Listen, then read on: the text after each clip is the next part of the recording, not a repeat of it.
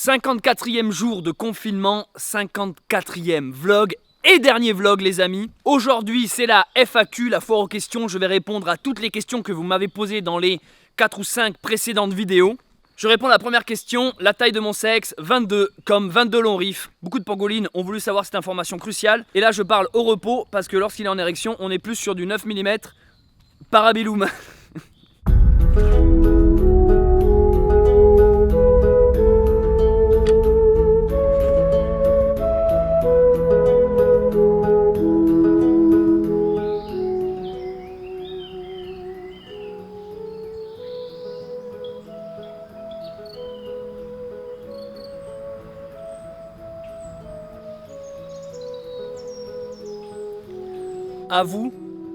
Avoue, ça va te manquer.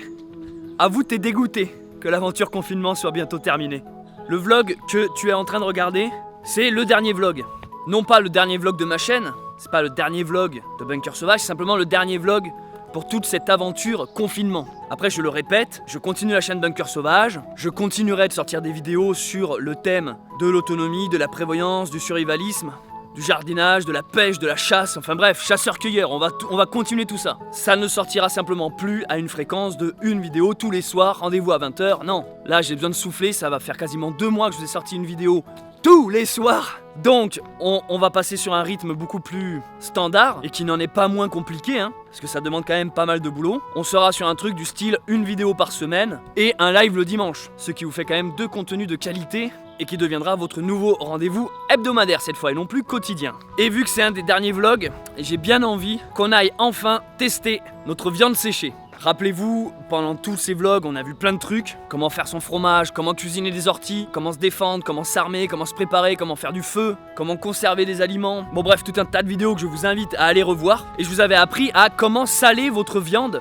pour faire de la viande séchée. Mais vu qu'il y avait un temps d'attente assez long, fallait attendre de mémoire 4 semaines, on n'a pas pu déguster. Bon bah les 4 semaines sont passées, c'est le moment d'aller découvrir notre viande, de voir à quoi elle ressemble et de la goûter.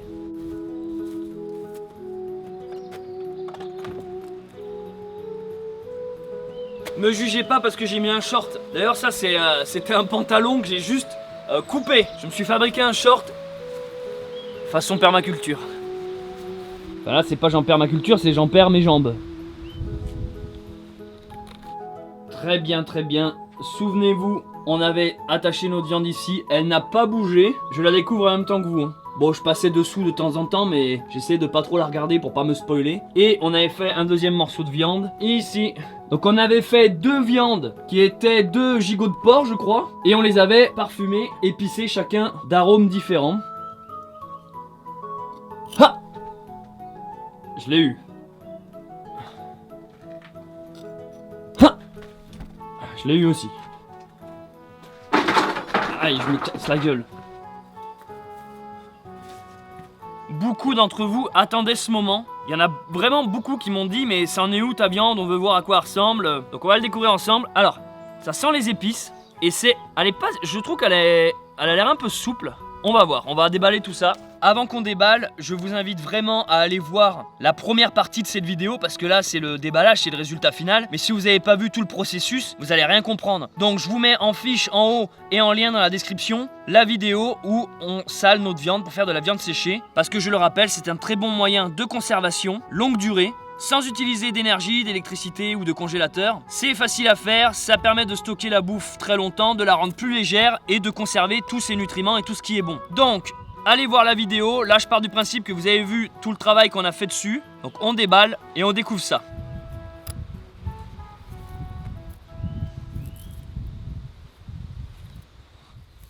Ok. Alors, il y a un peu de moisissure sur le dessus, mais bon, ça, on va dire que ça se mange.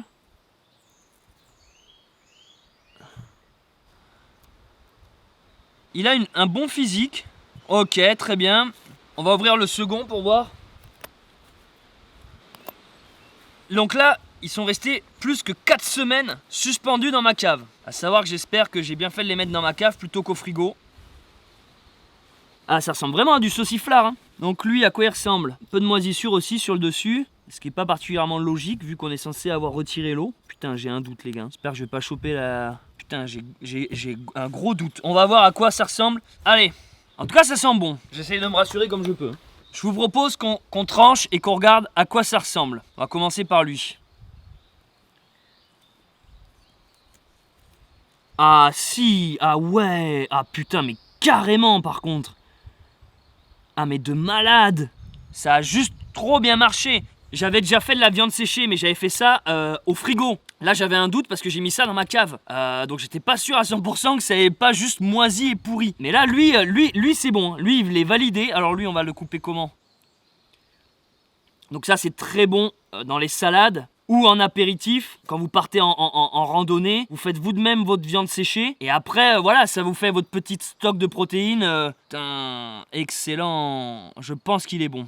Je pense qu'il est... Regardez-moi ça. On a de la viande qu'on n'a jamais fait cuire. Comprenez ce que je veux dire? Elle n'est jamais passée dans une poêle ou dans une marmite, dans de l'eau bouillante. Non, c'est une viande qu'on a retirée de l'animal et qu'on a simplement fait sécher avec du sel et des épices, mais surtout beaucoup d'attente. Putain, mais je vais devenir charcutier, moi. Putain, mais matez-moi ça.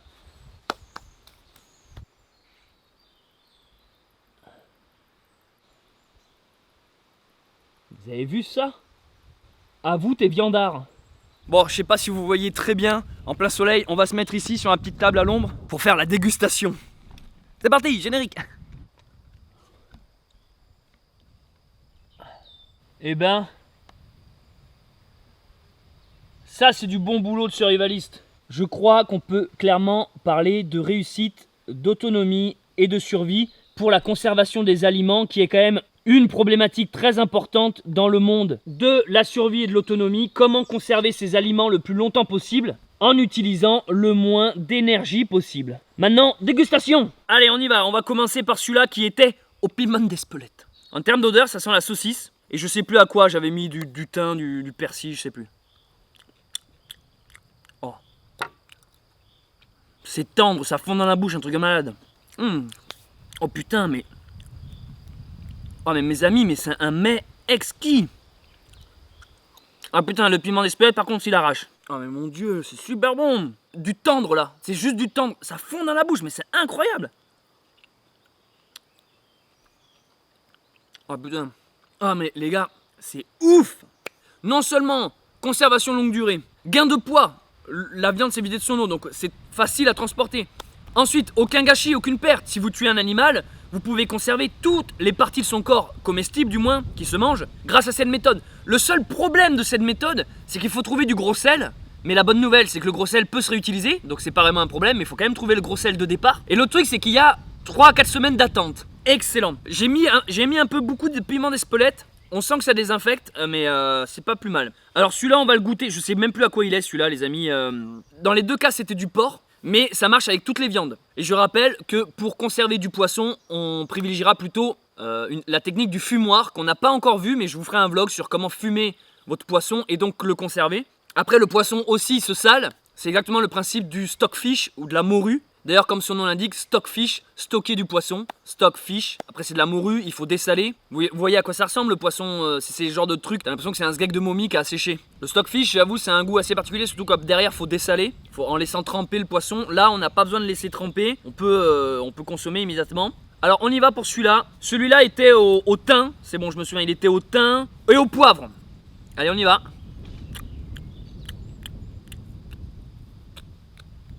C'est ouf, une explosion de saveurs quasi immédiate. Mais je mâche même pas, ça fond dans la bouche, mais c'est incroyable. Ah mais les gars, je viens de me créer le meilleur repas du monde, c'est super bon putain. Ah, il me tarde de faire goûter ça à mes proches. Tu sais, t'as envie de faire, hé les gars, venez, regardez ce que j'ai fait. 4 semaines qu'il est en train d'affiner. Non, par contre, waouh. Les deux ils démontent, hein. J'ai un niveau dosage, waouh. Lui il démonte trop de piment d'Espelette, lui il démonte trop de sel ou trop de poivre. Je vais avoir ça. Ça, si tu bouffes tout ça, tu te déshydrates. Hein. Mon gars, t'as les yeux qui sèchent derrière. Oh putain, il va me falloir il va me falloir de l'eau, moi. Putain, ça réveille, mon gars, waouh. Ouais, je comprends mieux pourquoi les mouches elles sont pas venues pondre dessus. Hein. Putain, mais c'est excellent. Donc je rappelle que si vous avez choisi la méthode de faire sécher votre viande dans un frigo, dans le bac à légumes par exemple, toutes les semaines, il faut venir le retourner parce que le reste de jus, de sang et d'eau qu'il évacue va s'accumuler au fond du torchon. Donc il faut toujours retourner. Moi, l'intérêt d'avoir une cave ou un endroit à température assez fraîche et constante, c'est que j'ai pas eu besoin de venir toutes les semaines. En gros, je l'ai laissé. En fait, quand vous m'avez vu l'attacher dans la précédente vidéo, j'y ai plus touché après, jusqu'à aujourd'hui. Waouh, putain. Eh ben, vous savez quoi, je suis fier de moi. Ah, quand je les ai déballés là-bas, quand j'ai vu la moisissure dessus, j'ai fait putain, c'est incroyable. Vous ne mangez pas ça pendant tout un repas. Vous faites des fines tranches sur des petits toasts. C'est un truc à consommer en mode apéro ou salade. Ou comme je vous disais, en mode randonnée, grosse aventure. Tac, vous arrivez en haut de la montagne, vous posez votre gros sac de survie. D'ailleurs, je ferai un vlog sur comment faire son sac de survie. On a vu le décès, on a vu les kits d'urgence, d'évacuation, les sacs d'évacuation. On fera les gros sacs de survie, les sacs de bushcraft aussi. Enfin, rassurez-vous, on verra. Mais ça, tu sors ça, bam, tu déplies ton torchon façon Hobbit. Putain, tu te coupes ça, mais dis-moi, ose me dire que tu seras pas le plus heureux en haut de ta montagne, à toiser le monde, en bouffant le jambon que t'as fait toi-même, quoi. Enfin, c'est pas du jambon, mais vous m'avez compris, de la viande. Donc là, maintenant, la conservation de ça. Soit vous le remettez dans le torchon, bien saucissonné avec de la ficelle, parce qu'il faut pas que les mouches viennent pondre dessus. Sauf que là, en plus, c'est la grosse période, je vois qu'il y a plein de grosses mouches qui arrivent partout. L'autre jour, elles ont chié dans les croquettes de Niaou. C'était dégueulasse, bon bref. Donc soit torchon, tac, et vous les suspendez. C'est comme ça que faisaient nos ancêtres, hein. Le frigo de l'époque, c'est la cave ou le grenier, un endroit assez frais. Soit vous mettez ça, par exemple, dans un petit tupperware ou du papier d'alu. Et tout simplement au frigo. Donc moi je vais les mettre au frigo maintenant parce que par flemme, c'est-à-dire j'ai pas envie de les rattacher, de les resuspendre et d'aller les chercher à chaque fois que je veux juste couper une tranche. Donc je vais les mettre au frigo et dès l'instant que j'aurai des invités, je leur proposerai. À savoir que là on part sur de la très longue conservation et je m'attendais pas à ça, je m'attendais pas à autant de réussite. Et vous voyez que c'est la même viande, les deux sont du porc. Mais elles n'ont pas du tout chopé la même couleur, la même texture. Donc incroyable. Et par contre, qu'est-ce que c'est tendre. Mais qu'est-ce que c'est tendre. Et c'est aussi pour ça que cette méthode de conservation, je l'aime bien. Parce qu'au-delà d'un aspect juste pratique, ça permet de garder de la viande longtemps. Il y a un côté communion avec la bête, avec son esprit. Donc merci petit cochon d'être mort pour moi. Et que je puisse faire cette belle viande. Et par extension, cette petite vidéo.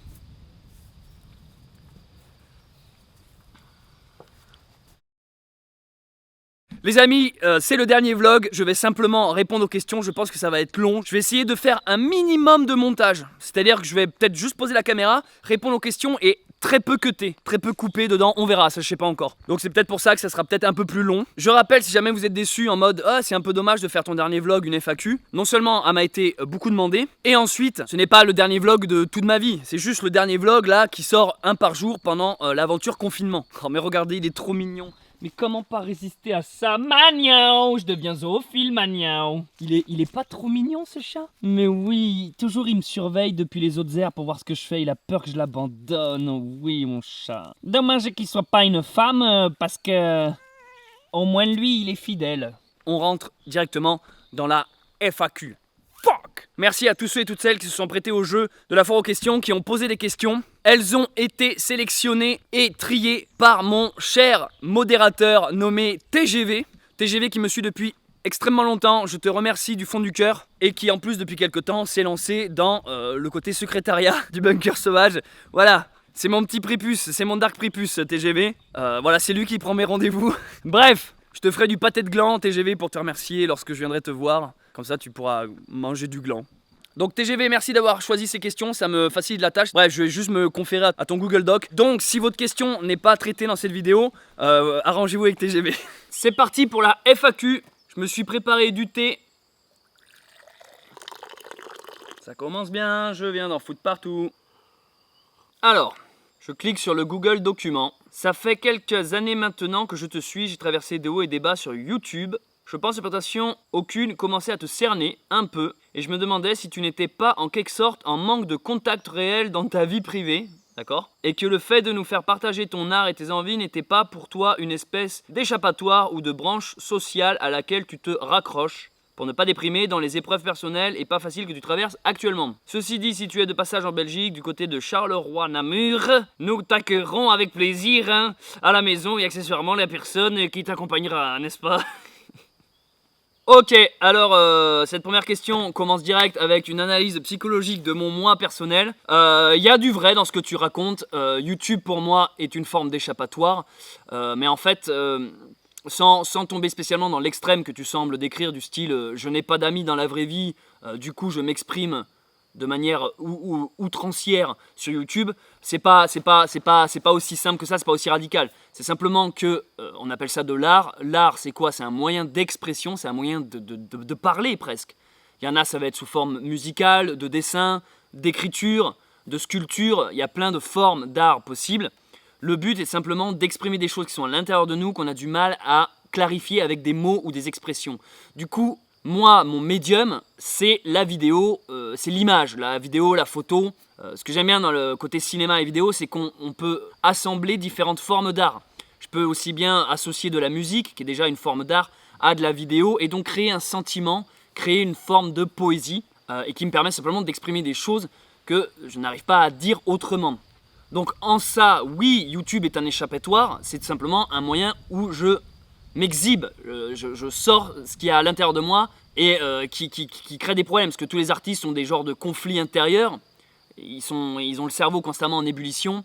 Mais là je vous parle du vrai artiste, hein. Je vous parle pas de juste du gars qui maîtrise un logiciel, du technicien, qui va faire quelque chose très propre, mais où il n'y a aucune âme. Moi je vous parle du vrai artiste, du véritable artiste, celui qui se saigne pour son œuvre et qui fout vraiment ses tripes. Du coup voilà, il y a une forme d'échappatoire. Je pense clairement que YouTube pour moi est un moyen d'expression. Si YouTube n'avait pas existé ou n'existerait pas, j'aurais trouvé autre chose. Je n'ai pas attendu YouTube pour faire de la vidéo, je fais de la vidéo depuis que je suis tout petit, qui fait qu'aujourd'hui, plus qu'une passion, c'est quelque chose qui m'anime. Et si demain on m'enlève ce moyen d'expression, je pense que je suis suffisamment riche à l'intérieur de moi pour en trouver un autre, pour substituer, voilà, si demain il n'y a plus d'électricité, on n'a plus internet, plus de caméra ou je sais pas quoi, j'aurais besoin de m'exprimer autrement, donc ça prendra la forme de sculpture, sur pierre, sur bois ou de musique, que sais-je. Là, l'artiste en fait, en soi, le médium, c'est juste quelque chose qui traduit.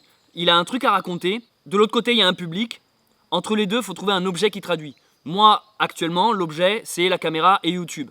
Mais si demain ça n'existe plus, l'objet pourra être la musique. C'est l'outil, le médium, qui traduit ce qu'on a à dire.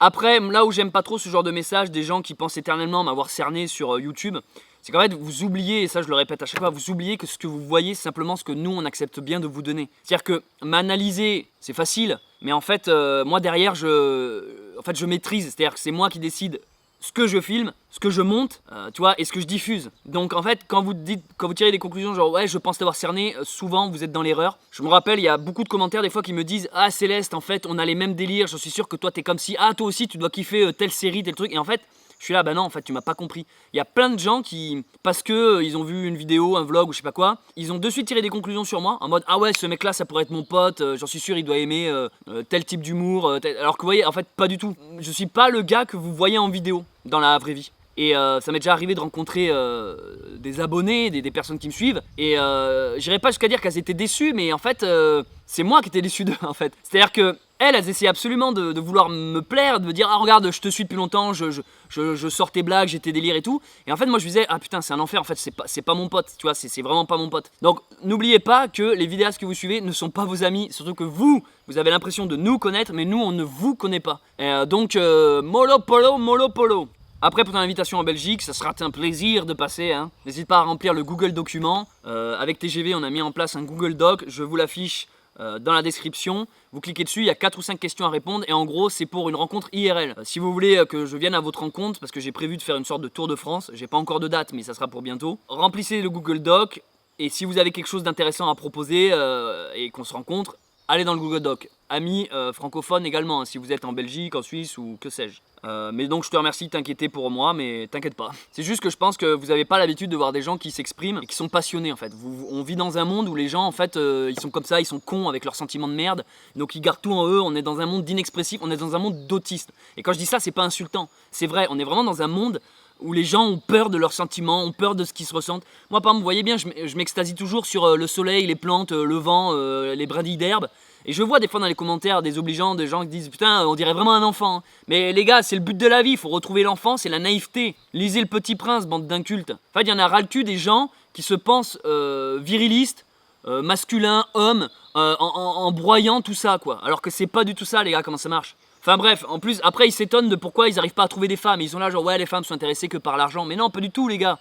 Les femmes elles sont intéressées par la vie, le pétillant, la bonne humeur. Et quand vous acceptez votre part d'enfant qu'il y a en vous, et que vous retrouvez une sorte de joie de vivre, vous attirez mais toutes les femmes du monde, honnêtement. Comme le dit le proverbe, femme qui rit à moitié dans ton lit, et c'est pas des conneries. Donc là je dis ça pour les mecs, parce qu'ils sont toujours là à se lamenter, je comprends pas, je fais de la muscu, je fais de l'airsoft, et j'aime bien le foot, et j'ai pas de copine. Mais normal, t'es un blaireau en fait, ça va pas plus loin toi, il y a la barrière blaireau qui empêche la suite de l'aventure. Allez, question suivante, parce que je me suis trop attardé déjà sur la première. Aurais-tu des petites chaînes à nous conseiller, des pépites de YouTube méconnues? Je vais vous les balancer en vrac, hein, je vais pas rentrer dans les détails. en chaîne de survivaliste que j'aime beaucoup, il y a une chaîne qui s'appelle Alexis Bruce. C'est un gars qui fait du bushcraft, des bivouacs, j'aime beaucoup sa chaîne. Il y a Jacob Caru qui est pas mal aussi. Il y a Alicia Vivre en forêt. Ça c'est pour les chaînes un peu branchées nature.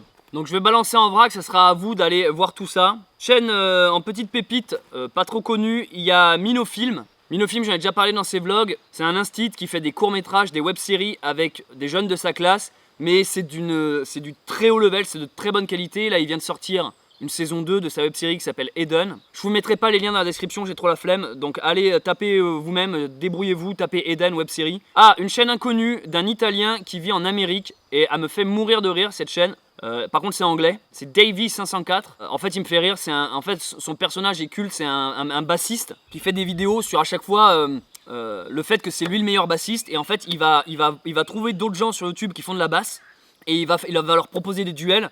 Mais c'est dans le montage, c'est super drôle. En fait, on a exactement, lui pour le coup, on a exactement le même type d'humour. Dans les montages un peu foireux, avec des gros zooms qui zooment sur rien. Enfin bref, Davy504, je pense qu'il est connu à l'international, mais en France, il est pas du tout connu. Quoi d'autre? The Rage, c'est une chaîne spécialisée sur les Simpsons. Je suis un énorme fan des Simpsons. J'avais déjà fait une interview du créateur de cette chaîne YouTube, The Rage. Moi, j'ai une énorme passion Simpsons. Je vais pas rentrer dans les détails, mais c'est un truc qui est lié à mon enfance. Les Simpsons, j'ai tout un délire autour de ça. Et du coup, The Rage fait des vidéos sur les Simpsons. Il en sort régulièrement. Depuis quelques temps, il s'est intéressé également à la culture franco-belge. Du coup, là, il parle des Tintins. Il explique chaque numéro, le contexte dans lequel les BD sont sortis. Enfin bref, si vous aimez un peu Tintin et les Simpsons, vous adorez cette chaîne. Allez la voir.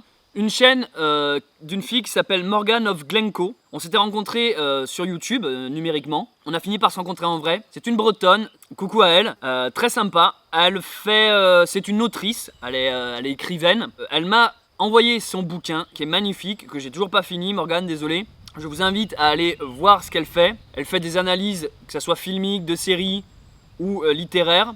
Elle propose des cours pour apprendre à écrire des histoires. Elle fait de la harpe celtique, ça je crois que c'est le côté qui m'a le plus séduit chez elle. Elle s'appelle Morgane et elle vit en Bretagne, qu'est-ce que vous voulez de plus quoi. Je kiffe la Bretagne, je kiffe la fée Morgane et j'aime beaucoup cette chaîne YouTube et elle fait partie des petites chaînes qui n'ont pas assez de vues.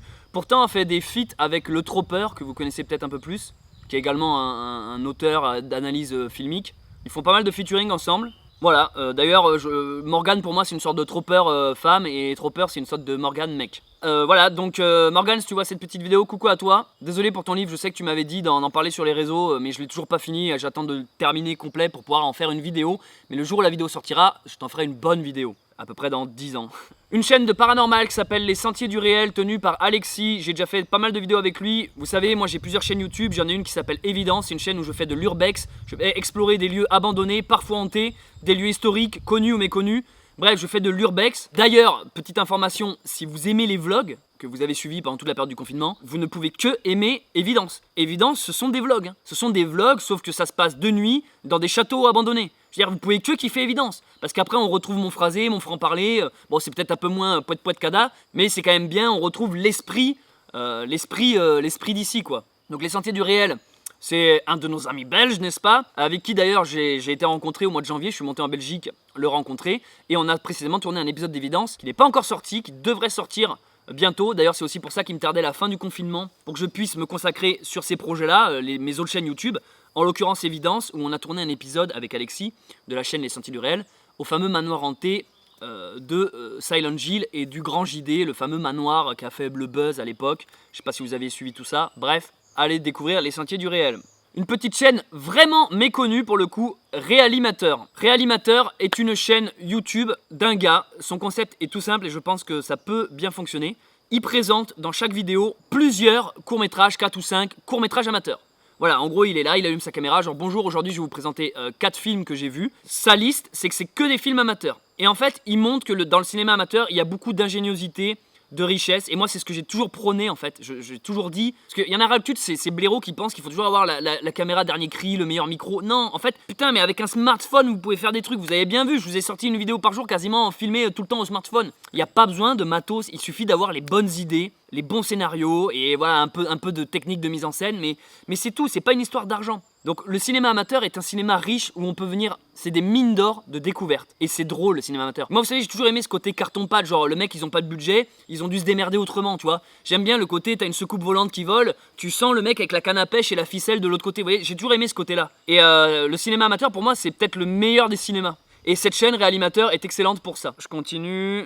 Alors une chaîne qui s'appelle ODH TV. ODH TV, c'est une chaîne consacrée exclusivement à l'ufologie.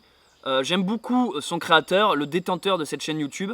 L'auteur de cette chaîne YouTube, de plus, a une maladie, il a la sclérose en plaques, ce qui moi me touche beaucoup car c'est une maladie que j'ai malheureusement connue dans ma famille. Et je trouve ça incroyable, cette personne, malgré cet handicap, tienne cette chaîne, l'alimente aussi fréquemment que ça, sur des sujets ultra intéressants. Il va rencontrer des ufologues, il va prendre des témoignages, voilà, si vous voulez mettre un pied dans l'ufologie, c'est une très bonne chaîne YouTube. Il est passionné, il va aussi bien parler d'astronomie ou de conférences, d'écrivains, de livres. Bref, ODH TV, très bonne chaîne YouTube. Dans le même genre, mais axé sur le thème, pas que de l'ufologie, mais sur tout ce qui est un peu spirituel, paranormal, le monde de l'invisible ou des énergies, la chaîne Nurea TV, bon maintenant elle commence à être connue cette chaîne-là, elle a dépassé les 100 000 abonnés, mais moi au début quand j'ai découvert, elle en était je crois à ses 30 000. Nurea TV, ils font des gros dossiers, c'est souvent des vidéos de 2 heures, c'est très intéressant, par contre il faut avoir le temps, c'est-à-dire qu'ils prennent souvent des gens passionnants qui connaissent très bien leur sujet, par contre il faut vraiment avoir le temps parce que c'est des vidéos de plus de 2 heures. Mais Nurea TV est une très bonne chaîne YouTube avec 2 personnes qui la tiennent, fort sympathiques. Bon, en réalité, il y a plein de chaînes que je pourrais vous parler, mais là, ça va être trop long si je rentre dans chaque détail. Une chaîne d'un Bordelais qui est beaucoup trop méconnue et que je ne comprends pas pourquoi, alors que ses vidéos elles sont juste ultra propres, on dirait des vraies émissions que tu pourrais voir à la téloche. C'est Pause l'émission musicale. Il parle de musique, il va faire l'historique de groupe, il va partir à la rencontre de gens qui font de la zik. Là, j'ai en mémoire, il y a un jeu vidéo qui était sorti qui s'appelle A Plague Tale, un jeu vidéo français qui se passe au Moyen-Âge, pendant la peste noire. Il a carrément rencontré l'équipe technique qui a fait la musique, les musiques du jeu sont juste excellentes, il a eu la chance de les rencontrer. Enfin bref, il a même fait une interview sur GusDX qui est un autre youtubeur que je suis, qui est génial, qui fait ses propres musiques. Bref, je comprends pas pourquoi des fois il y a des chaînes comme ça, incroyablement bien, et avec absolument pas d'abonnés dessus quoi. Mais bon, après ça fait longtemps que je cherche plus à comprendre la logique de tout ça quoi.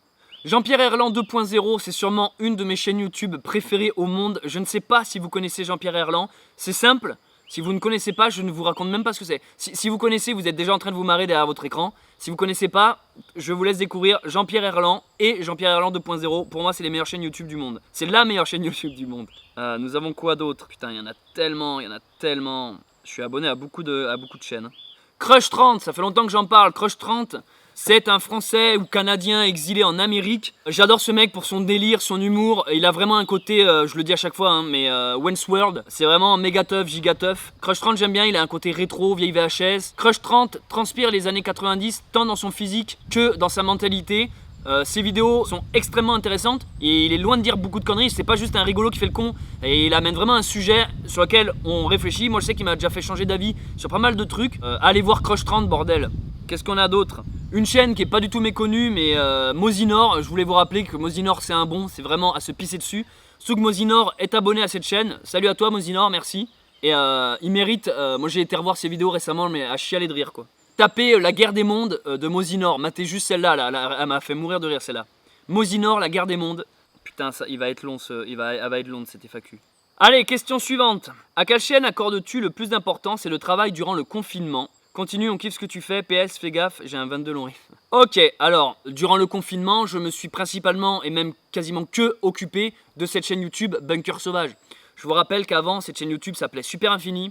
Après, elle a eu une grosse période où elle s'appelait juste Grain de sel. Et c'est seulement au début du confinement que j'ai changé ce nom pour Bunker Sauvage. Donc là, vous êtes au 54e vlog.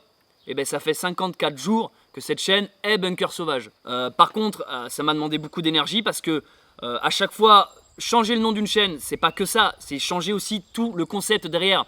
Et renouveler toute la communauté. C'est-à-dire tous ceux qui te suivaient pour tel concept, ils vont pas spécialement peut-être adhérer au nouveau concept. Donc à chaque fois j'ai fait des...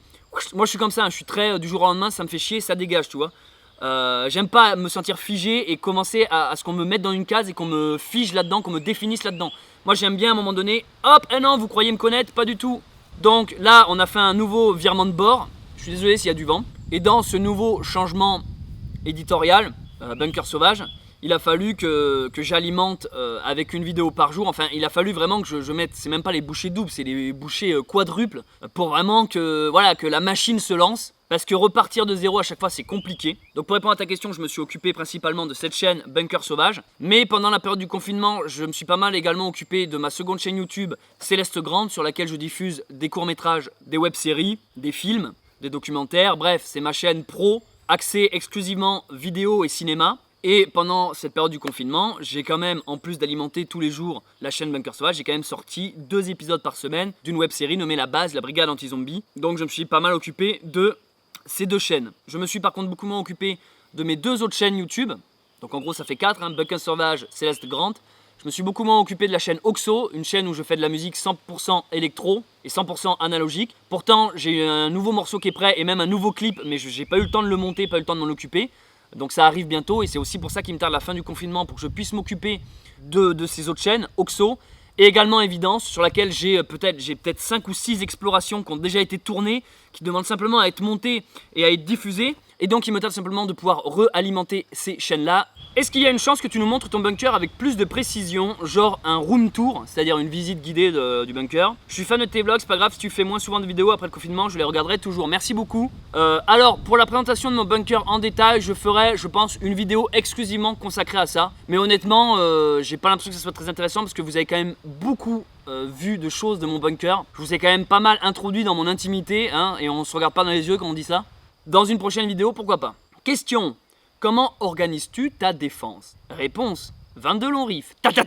La défense de mon bunker a été difficile à mettre en place parce que j'ai dû investir un peu dans du matos, tel que des caméras de surveillance, des alarmes, avec des systèmes automatiques de déclencheurs, qui fait que j'ai installé à différents endroits des alarmes sonores, mais aussi des alarmes visuelles, qui fait que quand quelque chose ou quelqu'un passe, ça se déclenche, ça se réveille, et moi je reçois la photo ou la vidéo de la personne en train de s'introduire. Évidemment, je ne peux pas vous montrer tout ça parce que si je le montre, ça va se retourner contre moi en fait, parce que vous allez voir où sont installés mes pièges. D'ailleurs, en parlant de pièges, j'ai également tendu des pièges qui ne sont pas létals, hein, c'est pas des pièges dangereux, mais c'est des pièges qui vraiment à alarme sonore, du style tu marches, tu te prends les pieds dans une ficelle, ça fait sonner des cloches. Mais pas que, j'ai également creusé des pièges invisibles, du style creuser un trou et puis recouvrir toi d'un sol invisible. Seuls ceux qui savent qu'il y a un trou ici pourront l'éviter. Il y a également tout autour des clôtures électriques. Bref, voilà, c'est la sécurité du bunker. Mais après, les amis, ça, je ne vais pas trop rentrer dans les détails parce que je trouve que ça peut donner de mauvaises idées aux gens. De plus, je ne fais pas partie de ces survivalistes parano. Je pense pas que le monde soit en permanence en danger. Voilà, je pense aussi qu'il faut arrêter d'avoir peur éternellement de son voisin. Et là, je connais déjà la réponse qu'on va me dire. On va me dire oui, mais le jour où il y aura un véritable effondrement, les gens des villes, ils vont venir piller. Ben, à ce moment-là, les gens des villes, ils seront accueillis, les amis, avec une vanne de long riff. Tu vois ce que je veux dire? Dans l'immédiat, j'ai pas envie de tomber dans la parano où le moindre truc devient, où tu deviens agressif surtout. Surtout que je pense que ça peut se retourner contre toi, de trop être méfiant et de tirer sur tout ce qui bouge. Donc je préfère, si vous voulez, qu'une personne arrive, et c'est seulement si je vois qu'elle a vraiment de réelles mauvaises intentions que là on passait sur un mode autodéfense, un mode même légitime défense. Mais j'ai pas envie d'être dans un mode moi-même de proposer une attaque du non-accueil. J'ai pas envie que, voilà, à peine quelqu'un arrive ici, il se prenne les pieds dans un piège à loup. Et pourtant, il y a des pièges à loups, mais je crois que c'est interdit les pièges à loups, donc faut pas trop que je dise ça à voix haute. Bref, après, voilà, le problème des survivalistes, c'est que c'est souvent des teubés un peu, c'est les anciens militaires un peu concons, voilà, qui veulent un peu tirer sur tout ce qui bouge parce qu'ils ont une petite bite et du coup ils sont obligés de surcompenser par des armes et des muscles, parce qu'ils ont en fait cruellement un manque de charisme affligeant. Du coup voilà, je suis pas spécialement là-dedans. Je dis pas qu'il n'y a pas de méchants ou qu'il n'y a pas de Dark Preeper, ce genre de truc, hein. Mais j'ai mis en place une structure, mais je tombe pas dans la peur. Et je pense aussi que la peur amène la peur. C'est-à-dire que les gens qui sortent dans la rue, qui ont peur de se faire voler, qui ont peur de se faire agresser, ça leur arrivera. Quand t'es bien dans tes pompes, il se passe rien. En fait, vous êtes responsable de tout ce qui vous arrive, les amis. C'est ça qu'il faut comprendre. Question pour la FAQ. Combien as-tu d'armes à feu? Peux-tu nous les montrer? Alors, des armes à feu, j'en ai 5, dont une qui n'est pas une arme à feu, c'est une arbalète. Je vous ferai une vidéo spéciale dessus. Et les 4 autres, je vous en ai déjà montré une dans un de ces vlogs.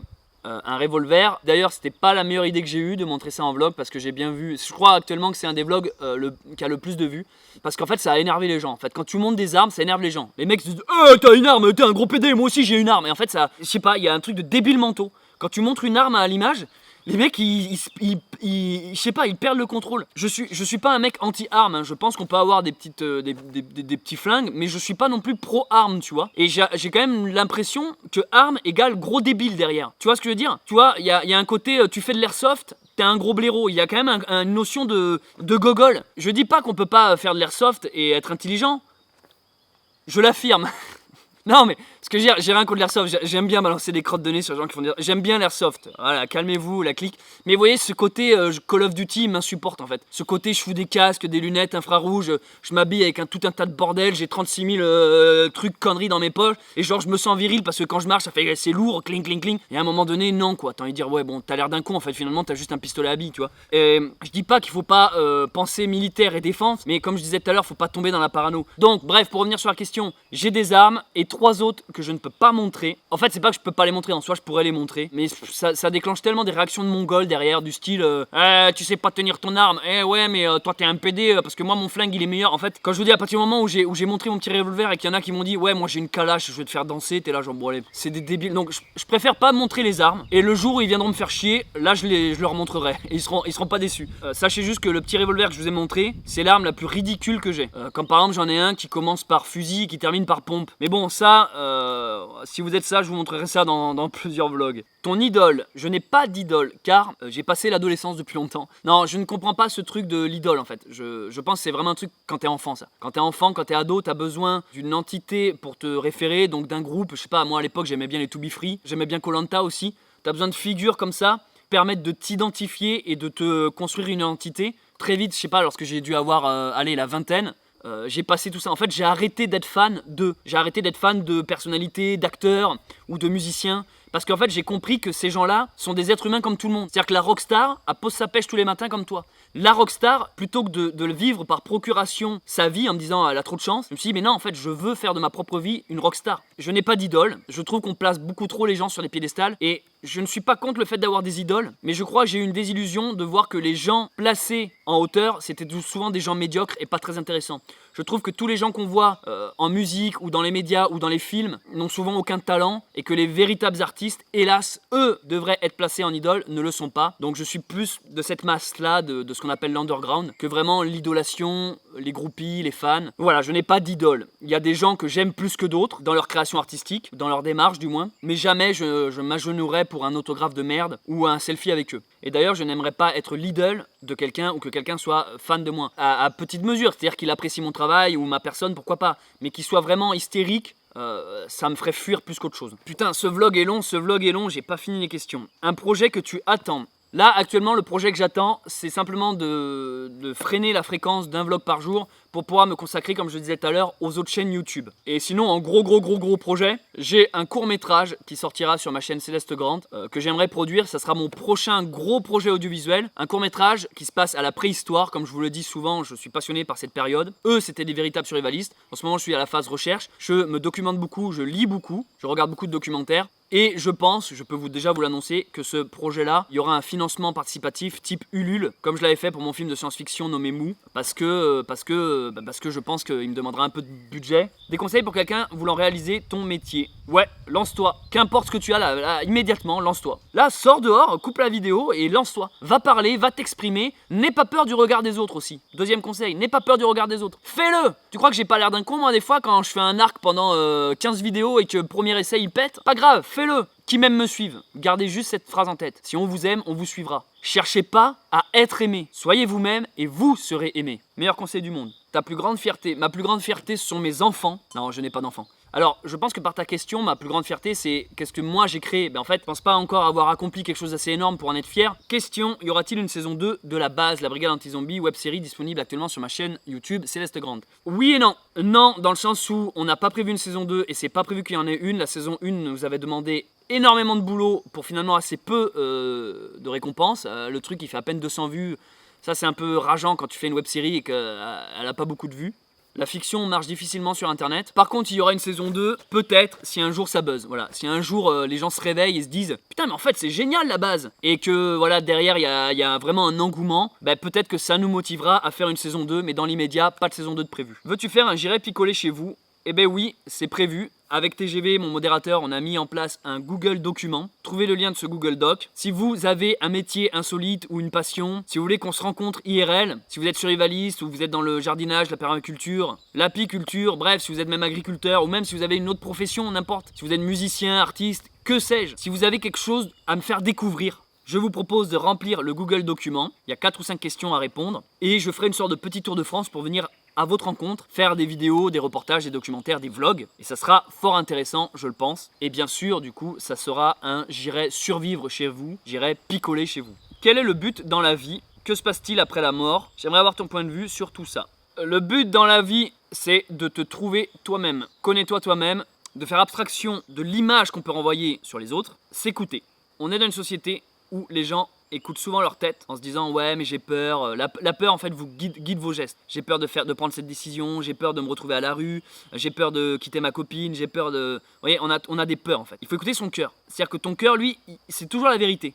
Tu le sais au fond de toi ce que tu as vraiment envie. Tu le sais que tu aimerais plutôt tel type de choses plutôt que tel autre. Écoute ton cœur, tout simplement.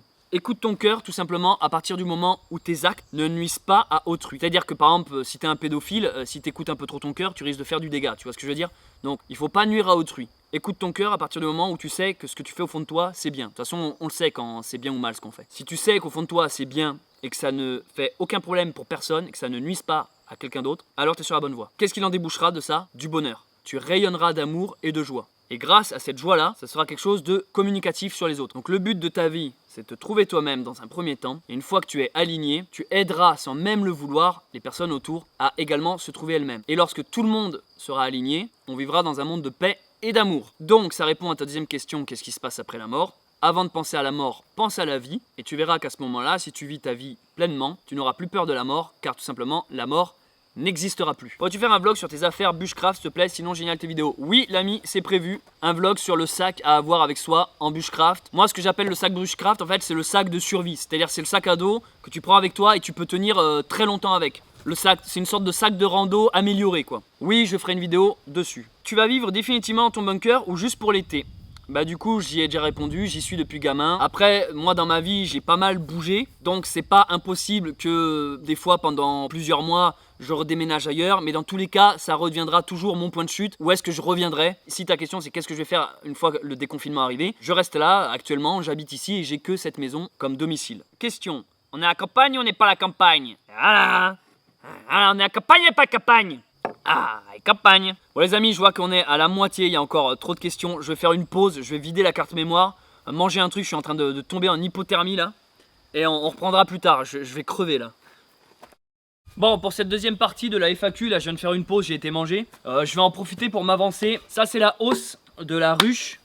Il faut absolument que je la vernisse, que je la protège avec de l'huile de lin. Donc pendant que je vais répondre aux questions, je vais mettre de l'huile de lin. Alors... question suivante. Si tu devais refaire ton confinement, ou que changerais-tu à ton équipement? Si vraiment cela devenait le gros bordel, la jouerais plutôt solo ou plutôt hameau? Donc il y a deux questions. Si jamais on doit être confiné à nouveau, qu'est-ce que je ferais de différent? Honnêtement, je changerais pas grand chose. Si jamais c'était à refaire tout ça. Je dis pas que j'ai tout, il me manque plein de trucs. Si le confinement était à refaire et que... qu'est-ce qu'il faudrait que je rajoute? Je pense qu'il faudrait que...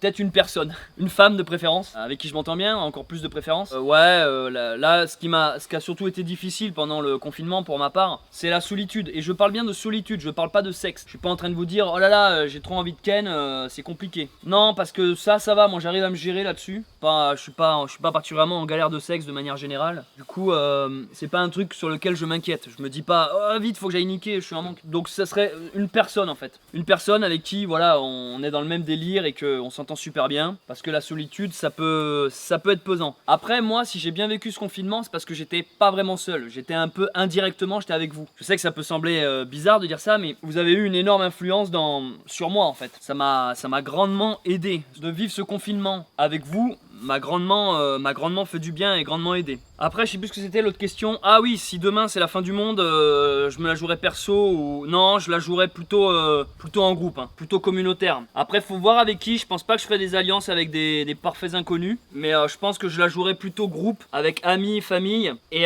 également voisins, quoi. Où chacun aurait quelque chose à proposer pour la communauté. Voilà, comme un petit... reconstruire un petit village, en fait, où chacun est dans un domaine. Il y en a un qui est dans l'agriculture, un autre dans la sécurité, un autre dans la forge, l'alimentation, enfin recréer un mini système, mais à base d'entraide, de volontariat, d'échanges, d'amitié. Je la jouerai pas particulièrement perso. Après, peut-être que dans un premier temps, il faudrait se la jouer perso aussi, c'est ça que je me dis. C'est-à-dire que peut-être dans un premier temps, le temps de trouver les bonnes personnes avec qui s'entendre, il y a quand même un moment où tu es dans le doute et que tu te la joues plutôt perso. Il faut que je surélève la caisse. De toute façon, je pense qu'en survie, on survit réellement que lorsqu'on est plusieurs. Comme dit le proverbe, tout seul, on va plus vite, à plusieurs, on va plus loin.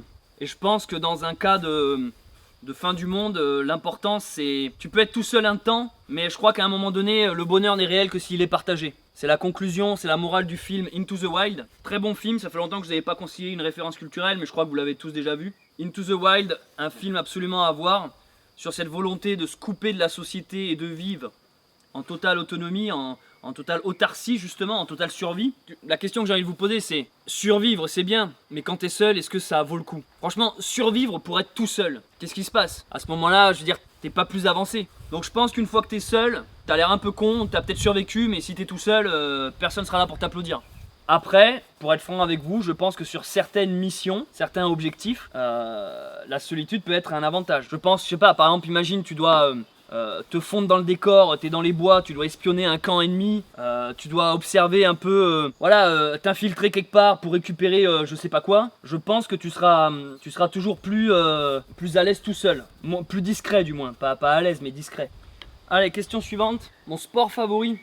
La rando, escalade, vélo, VTT, je fais pas mal de plongée aussi, palme, masque, tuba, mais je parle aussi de plongée avec des bouteilles d'oxygène. Quoi d'autre? On appelle le canyoning, pas mal d'expérience là-dedans, surtout en Corse, beaucoup de canyoning en Corse. J'aime bien également le catamaran, je fais beaucoup de courses à pied, de jogging. Je mets assez rarement de pantalons nommés de jogging d'ailleurs. Bon, je reviens ici. Putain, elle est longue cette FAQ. Hein. Imaginons demain, il y a une grosse crise mondiale et tu es obligé de te réfugier dans ton bunker. Il n'y a plus d'électricité, plus d'eau courante. Avec cette expérience de confinement de plus de 50 jours, penses-tu réussir à survivre en totale autonomie? Qu'est-ce qu'il te manque dans ton bunker pour pouvoir être totalement autonome en cas d'attaque chimique, guerre, etc.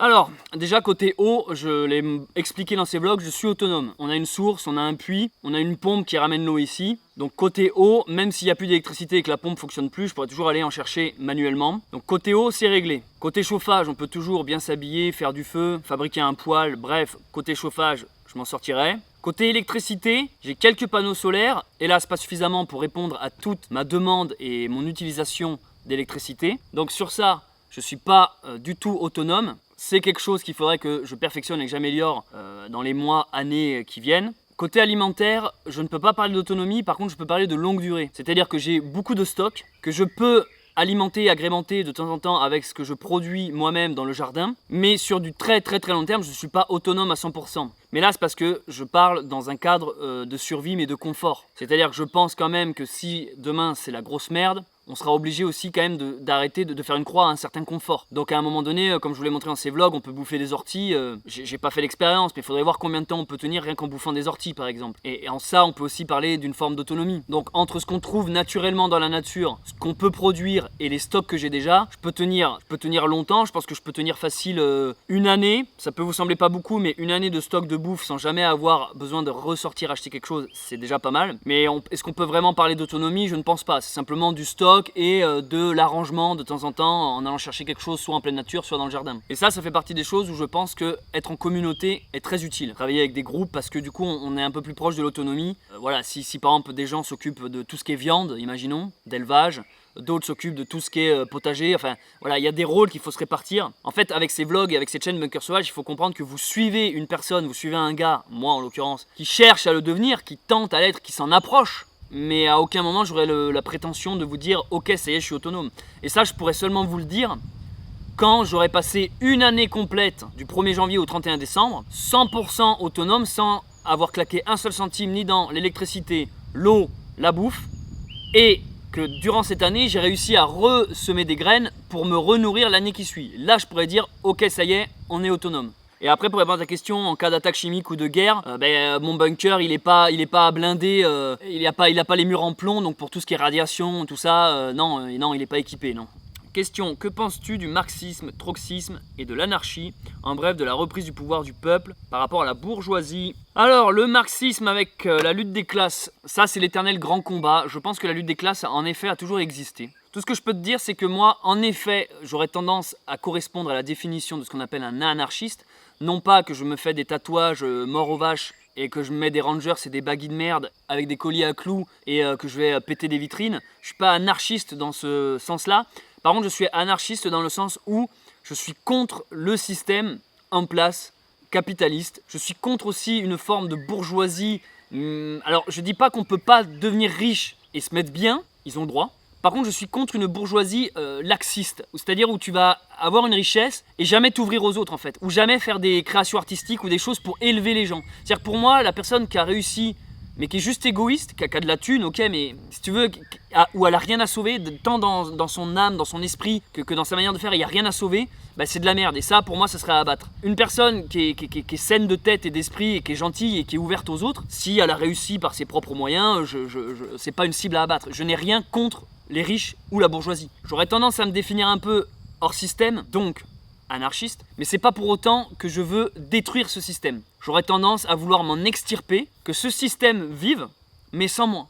Et moi faire ma petite vie. Toi, et les gens qui y sont bien, qui restent entre eux. Par contre, voilà, là où je commencerai éventuellement à être violent et gilet jaune, c'est quand ce système vient commencer à te casser les couilles, toi, dans ta campagne, dans ta vie tranquille, avec des lois, des notions, ou je sais pas, des décrets quelconques, qui là, ouais, là ça commence à être lourd. Alors là, à ce moment-là, oui, là faut monter à la ville, péter quelques vitrines et couper quelques têtes. Je pense en effet que le pouvoir au peuple peut être intéressant, mais j'ai bien peur que ça soit un cercle vicieux. C'est-à-dire qu'à un moment donné, le peuple va passer au pouvoir, donc va instaurer des règles, des lois, et en fait, au fil des années et des décennies, le schéma va se répéter en fait. Il y en a qui vont être assis sur leurs privilèges, en abuser, et du coup pareil, ceux d'en dessous vont de nouveau déguster. C'est toujours un peu pareil, il y a toujours un abus de pouvoir.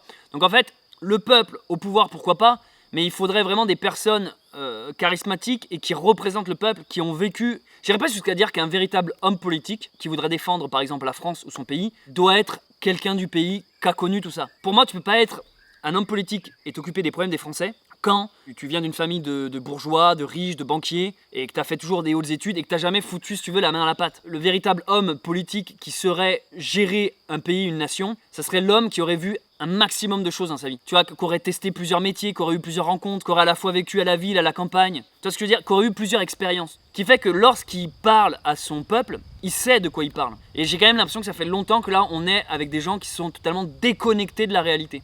Vraiment.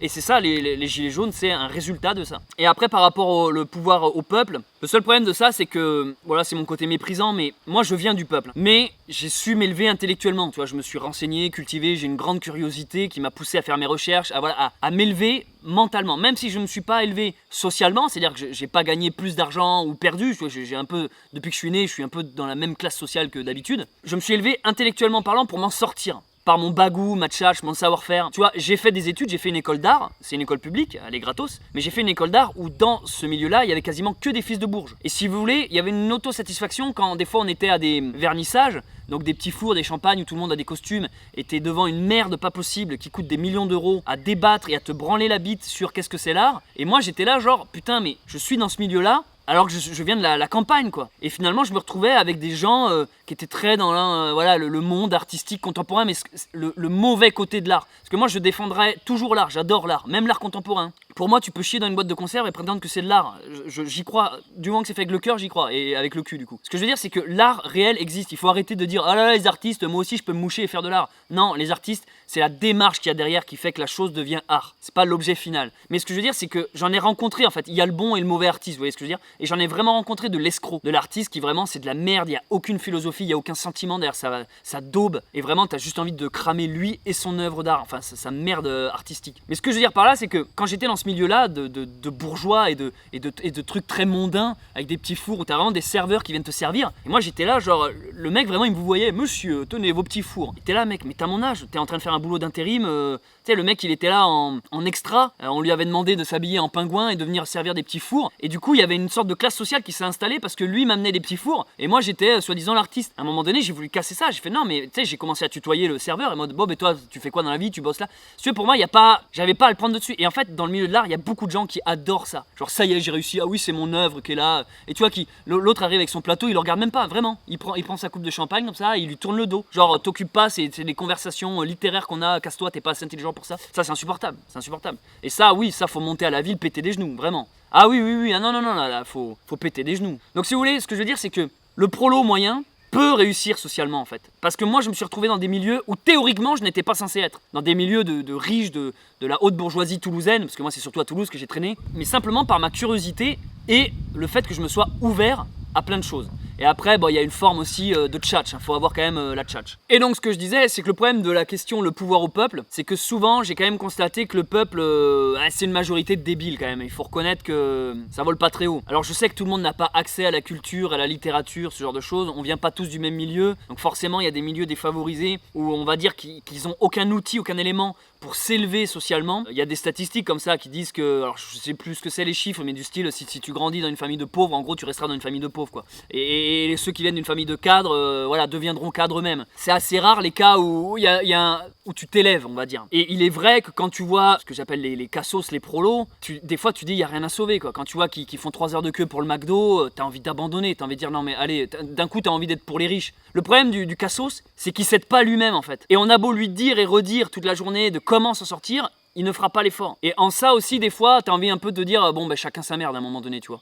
Moi, autour de moi, j'ai tout un tas d'exemples. Donc c'est la preuve que quand tu viens d'un milieu vraiment de cassos, tu peux en fait t'en sortir. J'en ai un tas d'exemples. Donc pour moi, l'homme moyen, l'homme tiède, le médiocre, qui se contente simplement de ce qu'il a, du consumérisme, FIFA, son petit bédo le soir parce que c'est un abruti, le foot le week-end, et aller en boîte de nuit, tout ça, il n'y a rien à sauver en fait. Et le problème, quand on dit peuple, c'est qu'on parle de ça. Et c'est ça la sale vision que les hauts placés ont du peuple. Pour eux, on n'est qu'une bande de gigolos sur des ronds-points, vous voyez ce que je veux dire? Ils nous prennent pas au sérieux, ils savent pas que dans le lot, il y a des penseurs, il y a des artistes, il y a des philosophes, tout ça, ils ignorent. Et on est les premiers à être censurés. Souvent, les artistes ou les libres penseurs sont les premiers à faire censurer parce qu'on risquerait d'éveiller les masses, de réveiller les foules. Et ça, c'est dangereux pour la sphère en haut. Voilà, c'est pour ça qu'il y a beaucoup de gens qui sont obligés de s'exiler, de fuir, bref, ou alors qui sont de suite catalogués de fachos, de nazis. On leur colle dessus des étiquettes pour discréditer leur discours, pour qu'on se dise ah lui c'est intéressant ce qu'il dit, mais non t'es pas au courant c'est un nazi, ah bon, ah non alors ok j'aime pas, vous voyez, on va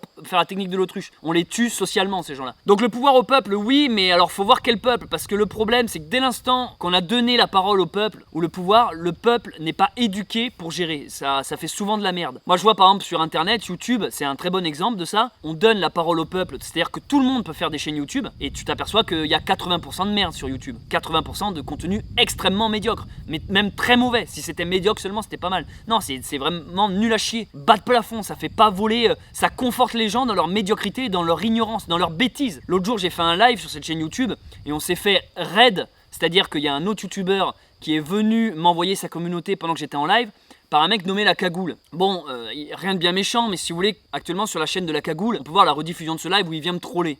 Si vous voulez, on voit que c'est pas intelligent. De A à Z, toute sa communauté, c'est pas intelligent. Lui-même est pas intelligent. Il a une tête de suppositoire avec sa moustache naissante d'imberbe. C'est affligeant. Et si vous voulez, quand j'ai vu son live, on voit ma gueule, il se fout de moi en direct avec ses amis. Il dit oh, un homme préhistorique. Et enfin, tu vois, il se fout de ma gueule, mais bon, à la rigueur, c'est un compliment. Et là, rien que ça, c'est là où il y a une dissonance. C'est-à-dire que moi, me traiter d'homme préhistorique, c'est le meilleur compliment qu'on puisse me faire. Pour lui, c'est une insulte. Vous voyez ce que je veux dire? Je préfère être un homme préhistorique, car la tête de Calimero, qui a tellement honte de ses boutons d'acné sur sa gueule, qu'il préfère foutre une cagoule. Avec en plus une communauté d'attardés mentaux. Et quand j'ai vu le live, ça m'a même rien fait. Je me suis tellement dit genre, y a rien à sauver. Y a rien à sauver, il est débile. Y a rien, si tu veux, j'ai même pas eu envie de l'effort de signaler. Genre, ouais, il se moque de moi. Je fais, c'est bon, ça dégage. M'en fous, son truc. Je veux dire, le karma, le destin, la vie s'occupera de lui en fait. Je m'en soucie pas en fait.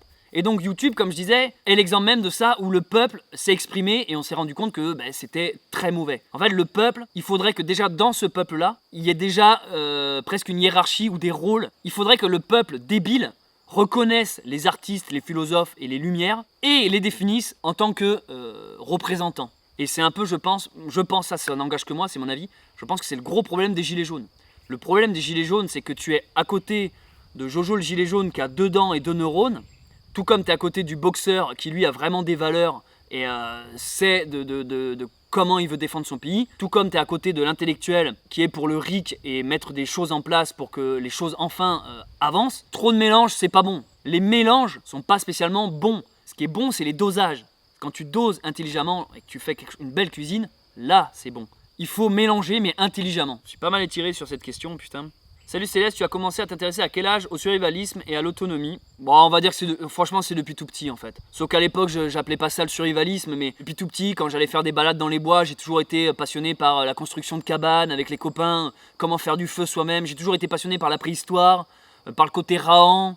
J'ai toujours lu des BD médiévales type Torgal, Le Seigneur des Anneaux. Donc pour moi le survivalisme c'est aussi ça, tu vois, t'es avec une épée, avec un bout de bois et tu vas te défendre, tu vas construire des trucs. Le survivalisme en fait a plusieurs définitions et en ça c'est depuis que je suis gamin.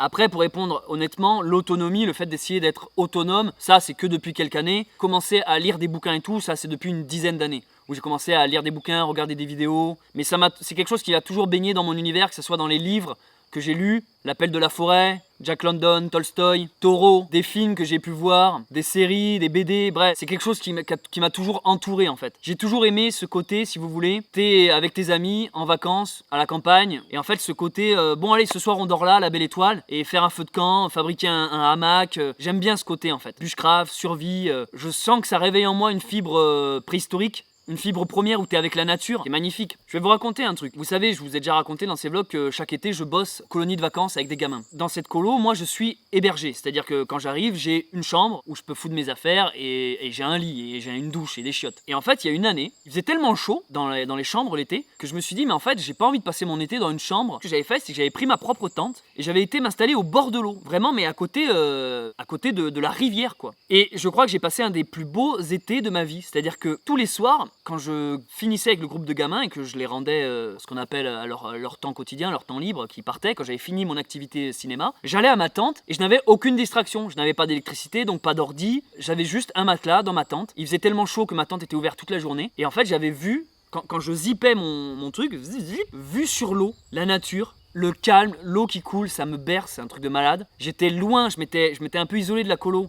Donc les gamins venaient pas me faire chier. Je dormais mieux en fait. Parce que quand tu dormais dans les chambres, dès 6h du matin, t'as les gamins, ils sont en vacances, mais ils se lèvent à 6h. Ça, j'ai jamais compris ça, putain. Bref, ce que je veux dire, c'est que les gamins, toi quand t'es animateur, t'as besoin de sommeil. Sauf que les gamins, ils s'en battent les couilles parce que lui, il est en vacances pour une semaine et donc il veut faire le con. Donc à 6h du matin, ils font les cons dans les chambres, ils te réveillent. Bon, bref, en gros, tu dors pas. Et moi, en fait, quand je dormais dans cette tente, j'ai passé les meilleures nuits de ma vie. D'ailleurs, je me rappelle que j'avais conclu avec une animatrice à cette période-là. Elle venait dans ma tente et on faisait nos petites affaires. Et mon gars, le matin, quand on se réveillait avec la bite qui colle, t'ouvrais et j'allais juste me rincer dans la rivière, le cul à l'air. T'es là, genre le mec le plus zélé du monde, quoi. Tu venais de secouer l'animatrice la plus belle du camp et t'avais vu sur les poissons qui sautent. T'avais des fois des pêcheurs au loin, des fois le matin t'étais là, tu déjeunais parce que j'avais pris mon réchaud donc je me faisais du café. En fait je me coupais de la colo vraiment. J'allais juste à la colo pour bosser mais je revenais là. Et du coup j'ai pêché, j'avais fait des hamacs et vraiment avec cette fille ça nous avait même rapprochés. On était très proche de la nature et en fait j'avais envie que cet été ne se termine jamais. Le soir on faisait un feu de camp, quand on faisait pas de feu, on s'allongeait devant la tente, on avait les étoiles en été, les étoiles filantes et tout, mais le cadre parfait pour tomber amoureux. En fait j'aurais voulu que cet été ne se termine jamais. Je voyais le fin août arriver, début septembre, je voyais le climat, la végétation commencer à changer et ça commençait à me rendre triste. Et quand la colo s'est terminée, j'étais le gars le plus triste du monde. C'était vraiment beau et romantique. Et je veux dire, vous savez, moi je suis pas trop délire babos, peace and love, tout ça. Moi c'est pas mon truc tout ça. Mais là, ça s'était fait naturellement. J'étais vraiment en mode, je marchais pieds nus, j'étais en contact avec la nature. Il y avait des hérissons autour de la tente, il y avait des insectes, mais je sais pas comment. En fait, j'avais même atteint le stade où je n'allais même pas dans les sanitaires me laver. En fait, je me lavais dans la rivière, quoi. Ça n'avait pas de prix ce truc-là. Et là, j'ai compris ce jour-là que, en fait, il fallait vraiment peu de choses pour être heureux. Parce que là, finalement, j'avais quoi? Une tente, un matelas, une copine. Ça aide pas mal, hein. Quand t'as un copain ou une copine, ça aide. Une rivière, le silence, le calme, il faisait beau. C'était magnifique. Je sais même plus ce que c'était la question, du coup. Tes goûts en termes de littérature, peinture, BD, cinéma, sculpture, musique. Alors la question est beaucoup trop large et là il va falloir que je commence à speeder parce que cette FAQ va être trop longue. Je pense que tout au long de ces vlogs, je vous émiette de temps en temps des références culturelles. Après c'est à vous d'aller voir. Là je vais pas énumérer d'un coup, blam, en fait ça mériterait une seule vidéo ça. Mais en gros, pour répondre très vite fait, en bouquin que je pourrais vous conseiller, des souris et des hommes de Steinbeck, Le pape des escargots d'Henri Vincenot, La nuit des temps de Barjavel et un bouquin qui s'appelle Les enfants de la terre en 8 tomes, 8 ou 10 tomes, je sais plus. Déjà, allez lire tout ça. Et après, je vous donnerai d'autres références. Et si vous ne savez pas par quoi commencer, commencez par Henri Vincenot, le pape des escargots. En peinture, moi j'ai un faible pour tout ce qui est art primitif. Le romantisme allemand, Gaspard David Friedrich. Je sais pas, ça me plaît. Il y a certains monochromes que je peux apprécier, type Pierre Soulages. C'est un peintre qui a toujours un peu baigné dans ma vie, donc en fait j'aime bien ce qu'il fait. En peinture, qu'est-ce qui me vient en tête là Là, c'est le genre de question piège parce que ça, quand on me demande, moi, c'est quoi ton film préféré, je sais jamais y répondre. Et c'est après, je me dis, ah putain, j'aurais dû répondre ça. En BD, je suis un grand fan de Torgal. Je les ai tous, et tous les spin-offs également. Je lis très peu de mangas, mais les seuls bons mangas que j'ai lus, c'est tous les Dragon Ball Z. J'ai même peut-être une préférence pour Dr Slump, c'est à se pisser dessus Dr Slump. En manga que j'apprécie grandement, c'est Ranma 1,5. C'était bien avant la mode de tout ce qui est LGBT. Ça parle en fait de transgenre. C'est un garçon qui se transforme en fille lorsqu'il reçoit de l'eau dans la gueule. Mais c'est des comiques de situation incroyables parce que du coup le mec il veut rester un mec et il est malgré lui une fille. Donc c'est très drôle et c'est surtout très avant-gardiste. Et surtout c'est un manga dessiné par une dessinatrice, c'est pas l'éternel japonais qui se branle sur des nanas à gros seins. En ce moment, je suis en train de découvrir les Schtroumpfs, les classiques, Astérix et Obélix. Bon, j'ai la collection complète des Lucky Luke, des Tintins, des Boulet Bill, mais je les ai pas tous lus, mais je les ai. J'ai plein de BD indépendantes en fait. C'est-à-dire, c'est des one-shots. Je pourrais vous parler de Canne de Fer et Lucifer. Je crois que c'est une de mes meilleures BD de ces dernières années. La Légende de la Garde, c'est des bouquins avec des souris au Moyen-Âge. Putain, mais en fait, j'en ai plein, j'en ai tellement plein. Tout ce qui me plaît, c'est tout ce qui touche un peu au monde médiéval fantastique, heroic fantasy. J'aime bien qu'il y ait une touche de spiritisme. Tiens, d'ailleurs, en littérature, par exemple, il y a tout ce qui est les accords Toltec ou l'alchimiste de Paulo Coelho. Ça, c'est des classiques, hein. Tout le monde les a plus ou moins déjà lus. En cinéma, un très bon film, un de mes films préférés, c'est Napoléon Dynamite. Une pépite méconnue qui me fait mourir de rire. Dans le même genre, il y a Gentleman Bronco. Si vous êtes écrivain, vidéaste, matez juste Gentleman Bronco, c'est par le même réalisateur que Napoléon Dynamite. La vie aquatique avec Bill Murray, mortel de Wes Anderson. Après, il y aura plein de films d'animation. Non, mais les gars, cette question elle est beaucoup trop longue quoi. Et pour les musiques, moi vous l'avez vu dans ces vlogs, je suis très musique celtique. Pipeau, violon, musique orchestrale, pour moi ça c'est de la musique. J'aime bien la musique de film aussi. Après j'ai un petit goût pour l'électro. J'aurais tendance à me définir plus dans de la minimale ou de l'ambiance. Allez écouter et découvrir ma chaîne secondaire Oxo, ma chaîne sur laquelle je fais de la musique électro. Comme ça vous comprendrez un peu mes styles et mes genres musicaux. Je peux vous sortir en groupe de musique que j'affectionne particulièrement, le fameux groupe Kraftwerk, meilleur groupe tout confondu. D'ailleurs en parlant de Kraftwerk, un des cofondateurs du groupe, Florian Schneider, vient de nous quitter et ça m'attriste parce que c'était un génie tout simplement. Paix à son âme. En musique électro, j'écoute beaucoup Ron, R-O-N-E, Mila Dietrich, une petite blonde qui fait de la musique électro, juste mon rêve. C'est une sorte d'Alicia Vivre en forêt, version citadine et version électro, donc juste fantasme ultime. J'en ai plein d'autres en fait, mais putain. En fait, le problème quand je vous dis, c'est que j'ai l'impression d'en oublier 10 000, mais bref, ça vous fera une idée de ce que j'écoute. Es-tu nationaliste, universaliste, de gauche, de droite, conservateur, progressiste, etc. Bref, comment te penses-tu politiquement? Alors je suis apolitique, parce que dès l'instant que tu fous un doigt dans la politique, c'est que tu fous un doigt dans la merde. Je suis apolitique. Ça j'en avais déjà parlé dans un vlog, enfin c'était dans un live je crois. Je ne m'estime pas de droite ni de gauche, sauf qu'il est clair que je suis pas toujours en accord avec la bien-pensance qu'on retrouve à gauche, qui même m'insupporte et même me fait dégueuler, tellement que je trouve leur idée tiède, mielleuse et dans l'erreur, en pensant bien faire la bien-pensance. Ils font que de la merde. Du coup, j'ai tellement ce truc-là en horreur que eux me définissent comme de droite. Et avec tout ce qui va avec, hein. Facho, nazi, complotiste, tout ce que vous voulez, intolérant au lactose. Mais je ne m'estime pas de droite parce que la droite, ils sont pas plus intelligents que la gauche. C'est souvent des mecs un peu débiles. En fait, pareil, je trouve pas que leur discours est très spirituel. En fait, moi, ce que je recherche chez les gens, c'est pas que ce soit de droite ou de gauche, c'est qu'ils soient intelligents. Et si je sens que la personne m'élève spirituellement, ou que je peux l'élever et qu'on s'entraide, point. Qu'elle soit noire, blanche, petite, grosse, riche, pauvre, gauche, droite. Voilà, en fait, ce que je déteste, c'est les connards et les débiles en fait. Je déteste les consommateurs. Je préfère les gens actifs que passifs. Je préfère les créateurs, ceux qui proposent quelque chose, même si ça peut sembler être de la merde, je préfère ceux qui proposent que ceux qui sont passifs et qui consomment. Voilà pourquoi je trouve que la politique c'est de la merde, parce que c'est ranger des gens dans des avis, dans des trucs, et en fait c'est te dire, ah ben lui il est comme ça, donc c'est un con, ou donc il est gentil. Que non, en fait, les gens sont subtils, ont des nuances. Je vous rappelle par exemple que Hitler était peintre, avant d'être un facho.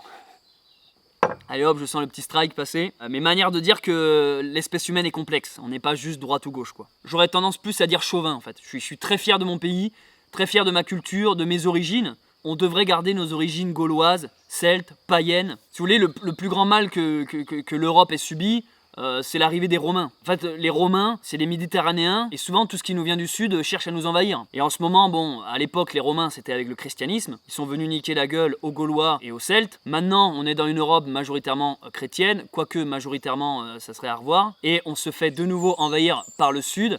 Mais là, cette fois, c'est plus le christianisme, c'est plutôt sur un autre type de dogme. Pour moi, je pense que si vous êtes, par exemple, blanc, chrétien, français, en fait, soyez-en fiers. Arrêtez d'avoir honte, parce que j'ai l'impression qu'on est les seuls à avoir honte de ça, quoi. N'importe quelle autre culture, moi, par exemple, j'ai des potes juifs, j'ai des potes arabes, indiens, chinois, et en fait, ils sont fiers de leur tradition, de leur culture. Mais pour moi, à partir du moment où il y a une soumission, où tu arrives dans un endroit qui n'est pas chez toi, et que tu imposes ta culture ou tes croyances, bah là, pour moi, il y a un problème. Parce que, en fait, ça veut dire qu'on n'est pas en train de respecter qui nous sommes et tous nos ancêtres. Donc ça veut pas spécialement dire qu'il faut être violent, mais vous pouvez simplement faire le combat dans votre coin, en fait. En assumant qui vous êtes, c'est tout. En assumant fièrement, si vous avez envie de porter une croix autour du cou, ben portez-la et battez-vous en les couilles. Est-ce que vous croyez qu'il y en a, ils se gênent pour porter leur symbole religieux? Non. Le problème de l'éternel chrétien, c'est qu'il a toujours cette honte de qui il est, quoi.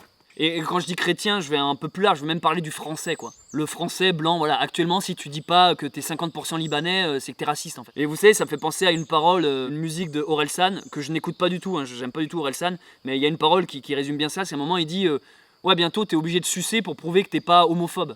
En fait, c'est exactement ça. On est dans une société où on est obligé de se soumettre pour prouver que. Et non, en fait, il y a un moment donné, je pense que tu dois être fier et tu dis, bah non, moi, ouais, 100% français. Et que si l'autre en face, il te dit, ouais, t'es un babtou, bah, tu lui pètes sa gueule, tu dis, ouais, je suis un babtou.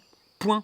Voilà. Est-ce que tu pourrais faire des visites d'autres bunkers ou d'autres bases autonomes durables? Très bonne question. Et oui, j'aimerais. D'ailleurs, si vous avez des BAD, bases autonomes durables, ou votre bunker sauvage, entre guillemets chez vous, quoi, n'hésitez pas à m'inviter. Je vous renvoie vers le Google document qu'on a mis en place. Proposez-moi de venir chez vous, qu'on se rencontre et que je vois un peu comment vous vivez dans votre bunker sauvage. Vas-tu faire des vidéos en lien avec la pêche? Oui, c'est prévu. De par ma famille, j'ai souvent été à la pêche. J'ai de grosses connaissances en pêche, du coup. J'ai également un très bon ami à moi qui est carpiste pro. Donc il m'a appris beaucoup de choses. Donc ça serait l'occasion de le rencontrer et faire un vlog avec lui. J'ai tellement des millions de trucs à vous montrer, les amis. Vous ne serez pas déçus de rester abonné à cette chaîne. Alors là, on a beaucoup de questions. Le survivalisme, un mouvement artistique? Alors, on va prendre les questions une par une. Oui, je pense, en effet, Boris, c'est toi Boris, c'est un ancien camarade de classe qui était avec moi à l'école des Beaux-Arts. Du coup, sa première question, on traite d'art, j'adore. Oui, je pense que le survivalisme peut être un sujet traité en art, bien que ce ne soit pas à la mode. Dans le milieu de l'art contemporain, surtout actuellement, il y a clairement des modes, il y a des tendances, c'est un peu comme dans tous les milieux. Vous savez, sur YouTube, il va y avoir un beau matin quelqu'un qui va faire un truc qui va buzzer et puis d'un coup, tout le monde va copier. Dans le milieu de l'art, c'est pareil. Un beau matin, tu vas avoir un artiste qui va faire quelque chose et tout le monde va pomper ça. Donc oui, je pense que le survivalisme peut être un mouvement artistique. Je dis pas que ça en est un actuellement, mais en tout cas, il y a une tendance en ce moment. On revient de plus en plus vers ces choses primitives, retour à l'essentiel. Là, en artiste, par exemple, je pourrais citer Laurent Tixador, c'est le premier qui me vient en tête. Laurent Tixador qui est un performeur et il y a clairement un côté survivaliste dans sa démarche, plutôt de la performance. Survivaliste, par exemple, Joseph Beuys qui a vécu avec des loups. Tout ce qui est aussi land art, c'est-à-dire l'art dans la nature, avec les éléments. Le land art, il y a une forme de survivalisme aussi, je trouve, là-dedans, de poésie, de bushcraft. Question très intéressante qu'on pourrait développer à base de recherche, parce que là, je vous sors un peu ça en vrac. Comment décrire Bunker Sauvage à mes amis? Très très bonne question, Boris. Je pense qu'on a l'essence de la chaîne Bunker Sauvage dans la vidéo de présentation de la chaîne, où on a ma personnalité, mon humour, on va droit au but, j'explique ce qu'il y a sur la chaîne. Si ça ne suffit pas, s'il y a besoin d'exemples, je pense que le vlog 49, jour 49, où je vais chercher les abeilles, il y a un peu de tout. Et comment décrire Bunker Sauvage? Bah tu dis, tiens, homme préhistorique, tu dis c'est un homme préhistorique qui a une chaîne YouTube, voilà, très bien, tu diras ça. C'est un ours mal léché, qui aime personne et qui fait des vidéos de survivalisme. Fais jouer le biais de la négativité, c'est toujours plus drôle que de dire « Ah mais vous connaissez pas, c'est absolument génial !» Si tu dis « Ouais, c'est un gros connard qui fait des vidéos de survivalisme », tu vois déjà, on a plus envie d'aller voir. Es-tu youtubeur, artiste, survivaliste ou complotiste? Je suis tout ça à la fois car je suis humain, je suis citoyen du monde, je m'appelle Gérard Depardieu. Non, mais tout ça à la fois en fait, je suis complexe. Par contre, je suis pas Charlie. Mais qui filme, qui monte, qui joue le rôle de Céleste? Ben, c'est moi-même. Je filme, je monte et Céleste joue Céleste. Après, Céleste dans la vraie vie n'est pas vraiment le Céleste que vous voyez en vidéo, mais il en est proche. Voilà, c'est comme un artiste quand il a peint son tableau. Il a mis une part de lui dans le tableau, mais il n'est pas le tableau. Il y a lui qui est là et le tableau qui est là. Bah, c'est un peu pareil avec YouTube et la vidéo. Moi, je suis là, dans la vraie vie, et puis il y a ce que vous voyez. Voilà, c'est une part de moi. En tout cas, je te remercie Boris, tu as posé de très bonnes questions. J'ai du mal à y croire, est-ce un rêve? Comme dirait Gump de l'épine de miel dans le film Legend avec Tom Cruise, si la vraie vie est un rêve, Prends garde au réveil. J'ai envie d'investir dollar sur dollar, c'est où le mieux? Certains te diront dans le Bitcoin. Moi, je te dirais dans un bout de campagne. Achète-toi une forêt, un bout de terrain. Oui, d'ailleurs, ceux qui me posaient la question de combien coûte un bunker, vous n'êtes pas obligé d'acheter immédiatement une maison. Vous pouvez par exemple simplement acheter un terrain et ça vous fait déjà un endroit de repli. Et après, vous y venez fabriquer un chalet, une cabane, du parpaing, vous faites de la boue, de l'argile, vous fabriquez une baraque en torchis. Il y a plein de moyens de fabriquer votre propre bunker. Je dirais que l'argent à investir, c'est en ce moment là, dans la nature. Je vais pas vous dire dans l'immobilier, je déteste ce mot. Je dirais juste dans la nature, dans la campagne, un petit bout de terrain. Cotisez-vous à plusieurs, achetez-vous un corps de ferme. Voilà, en tout cas, je pense faut sortir votre argent des banques. Peut-on te soutenir autrement? Service, partage, envoi de colis. Oh putain, mais t'as posé de super bonnes questions en fait, Boris. Alors autrement, quand tu dis le autrement, tu impliques que déjà on peut me soutenir via Tipeee avec un don mensuel ou ponctuel. Mais je rappelle que si vous voulez me soutenir sur Tipeee, je préfère largement que vous fassiez un tout petit don, mais un don mensuel qui soit tous les mois, que un gros don une seule fois. Parce que le gros don une seule fois ne va pas vous compter dans la base des tipeurs. Moi, ce qui m'intéresse, c'est d'avoir une base fidèle et solide de tipeurs qui fait que si un jour, par exemple, YouTube saute, je sais qu'il y a cette communauté sur Tipeee qui est réellement là, qui sont les vrais mécènes qui soutiennent l'art, la création et le vidéaste. Ensuite, les gens qui veulent me parler de Utip. Utip, c'est une plateforme où tu peux soutenir un créateur sans débourser d'argent. Tu regardes des pubs et ça finance l'auteur. Je me suis viré de Utip. C'est de la merde, c'est de l'arnaque. Je ne supporte pas le concept de vous abrutir avec des pubs de merde. Et je crois que je préfère vous demander de lâcher votre carte bleue, qu'il y a un effort d'investissement, que de vous proposer de vous abrutir le cerveau pendant 30 secondes, 1 minute, 3 minutes, pour en plus des cacahuètes. C'est-à-dire que je crois que vous regardez 10 pubs, ça me ramène 10 centimes, quoi. Enfin, c'est scandaleux. Je n'aime pas du tout le concept et en plus ça ne marche pas. Ça ne marche pas, les gens n'ont pas le réflexe d'aller sur Utip. Donc je me suis viré de Utip. Et l'autre moyen de me soutenir financièrement, c'est de cliquer sur le nouveau bouton qu'il y a à côté du bouton s'abonner, le bouton rejoindre. Ici, vous pouvez souscrire à un abonnement. Et ça, c'est aussi du soutien, exactement comme Tipeee, ça vous donne certains avantages. Et donc là, ta question, c'est où est-ce qu'on peut me soutenir autrement? Dans le partage des vidéos, en plus des likes et des commentaires, c'est le partage, c'est-à-dire de copier-coller le lien URL qu'il y a dessus de la vidéo et d'aller sur vos réseaux à vous, Instagram, Facebook, Snapchat, ce que vous voulez, et de dire, tiens, allez voir lui, copier-coller le lien. Ça, c'est le soutien ultime, parce que c'est grâce à cet effet de chaîne que pour le coup les vidéos peuvent survivre. Partage et le fait de faire découvrir la vidéo et la chaîne à d'autres gens. L'envoi de colis, il y a beaucoup de gens qui veulent m'envoyer des choses. En fait, je n'ai pas mis en place une boîte postale, une adresse et évidemment je n'ai pas donné la mienne. Donc pour l'instant, c'est pas d'actualité. Merci en tout cas pour toutes tes questions. Putain mais c'est long la FAQ, elle est interminable les amis. Ici j'arrive au bout. Et donc je réponds à cette dernière question, ta vision de la spiritualité et de la religion. Alors je pense que je vous en parle assez souvent dans ces vlogs. Par-ci, par-là, je vous donne quelques pistes. Je pense que quand vous êtes dans une religion, vous êtes juste en train de suivre un mouvement qui a mal été interprété. Je pense que de base, une religion n'est pas quelque chose de mauvais. C'est quelque chose qui permet de se trouver intérieurement et de s'émanciper, de s'élever. Moi, ma véritable religion, c'est la vie, c'est la nature. C'est le lien entre les choses, entre un arbre, entre toi, entre le soleil, une étoile, un escargot. C'est le respect de la vie, c'est l'émancipation personnelle. J'en ai ras le cul des gens qui ont des dilemmes entre leur cœur et leur tête, qui ne s'écoutent pas. Donc je pense qu'il y a un travail intérieur à faire chez chacun d'entre nous. Je pense que le concept même des gens, c'est quand même de s'extirper de la religion, de sortir un peu la tête de ces conneries-là. Mais de pas spécialement devenir de gros athées et de gros enculés, parce que je déteste aussi ça, les gens qui ne croient en rien, qui pour eux, genre ben non, après la mort, il n'y a rien. Enfin, je déteste les nihilistes, les gens qui enlèvent tout espoir et qui sont juste là pour vivre, manger et baiser. Pour eux, il n'y a rien à sauver aussi, ça, faut que ça dégage. D'ailleurs, si vous faites partie de ces connards, vous pouvez vous désabonner. C'est-à-dire que je déteste également le pragmatique, celui qui croit en rien, il croit qu'en la science et aux mathématiques. Pour moi, ça aussi, c'est de la merde en fait. Le monde, il y a de la poésie, il y a de la magie, il y a de l'amour et il faut savoir le voir. Donc ceux qui sont aveugles à ça, j'ai plus envie de perdre du temps avec eux en fait. Même pas à leur expliquer, juste envie de dire ouais, bah, je continue mon chemin mais dégage par contre. Et s'ils sont pas d'accord, bah, ils sont pas d'accord mais ils se gardent leur avis en fait, je m'en fous. Du moment qu'ils viennent pas me faire chier. Faut sortir des religions, mais non pas devenir l'éternel athée connard qui croit en rien, qui pense avoir fait un grand pas en s'extirpant de moi je crois en rien, de toute façon la vie, y a rien après la mort ça. Et en fait il faut continuer l'aventure où il faut se trouver soi-même et se reconnecter avec la nature. C'est des choses intérieures, c'est des ressentis, c'est le soleil, c'est la lune, bref c'est des forces. Je pense que vous les avez tous à l'intérieur de vous. Si vous avez oublié ces forces et ces croyances, rappelez-vous simplement lorsque vous étiez enfant. Parce que quand on est enfant, on est réceptif à ces énergies-là. Donc repensez à ça, à cette insouciance. Mais après, si moi je devais me définir pour vraiment rentrer dans une case, ça serait un mélange entre celte, gaulois, certaines tendances païennes, bouddhistes, animistes, avec un soupçon de religion cathare. Ouais, j'ai bien dit cathare. C'est sur cette phrase-là que se termine cette FAQ. Putain, c'était long, c'était long. Est-ce que c'était un plaisir ? Waouh, je crois pas. Je crois pas parce que j'ai beaucoup parlé. Et là, quand je pense à tout ce que je vais devoir dérocher et monter, Putain, l'enfer. Je sais pas si vous avez regardé cette vidéo jusqu'ici. Il y a de fortes chances que je l'ai pas vraiment beaucoup montée, celle-là, hein, que j'ai laissé les blocs en gros plam, plam, plam. Bref, voilà, je me suis livré avec vous. N'hésitez pas à partager vos avis dans les commentaires. Je vais m'arrêter ici, les amis. Ouh. Ah, besoin de me détendre, là, me changer l'esprit, j'en peux plus. Donc, c'était le dernier vlog. Demain, en live, on clôture ensemble l'aventure confinement. Donc, je vous donne rendez-vous demain à 21 h sur cette chaîne YouTube Bunker Sauvage. C'était Céleste Grant. On reste en contact tant qu'il y a du réseau. Allez, ciao!